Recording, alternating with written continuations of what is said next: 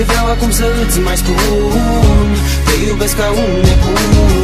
Nu mai pot să stau lângă mine, vreau să fii chiar acum în brațe să te iau. Chipul tău atât de fin aș vrea să-l pot privi în noaptea grea. Când tu nu ești aici, nu mai pot dormi, vreau să te sărut, să te pot simți.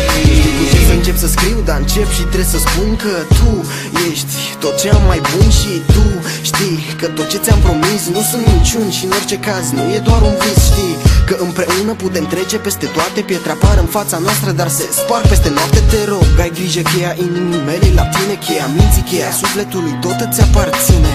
Lasă grijile, vreau să te văd zâmbind când suntem împreună, visele se aprind. Mă rătăcesc ca de seamă ochii tăi, puțin câte puțin, că singurii ce-mi dau uitări, clipele încărcate cu venin. Vreau să te simt când adorm și știu, când mă trezesc, spațiul mult prea pustiu. Dar ești acolo doar pentru mine și doar al tău vei vedea că numai ție ți-am jurat iubire cu lacrima.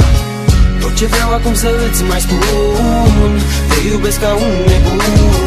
Nu mai pot să stau lângă mine, vreau să fii chiar acum în brațe să te iau. Chipul tău atât de fin aș vrea să-l pot privi în noaptea grea.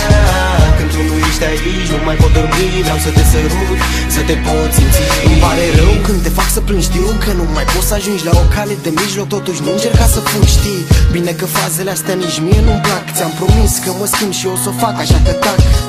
Când mă enervez și mă mai stresez cu gânduri peste gânduri, deși știu că aberez, ștergeți lacrima, vreau să spun că te iubesc. Poezia aia poate sufăr așa mult când greșesc, nu mai aud, nu mai văd, nu pot, nu mai am timp din minte să te scot. Dacă nu erai tu, poate nu mai eram acum. Cine sunt, unde sunt, sigur eram pe alt drum. Cerem tot ce vrei și nu-mi da nimic înapoi. Oricum, drumul nostru va fi mereu împărțit la doi. Nu te voi lăsa niciodată, ține-mă strâns cu tine, nici tot timpul din lume nu mi-ar fi de ajuns.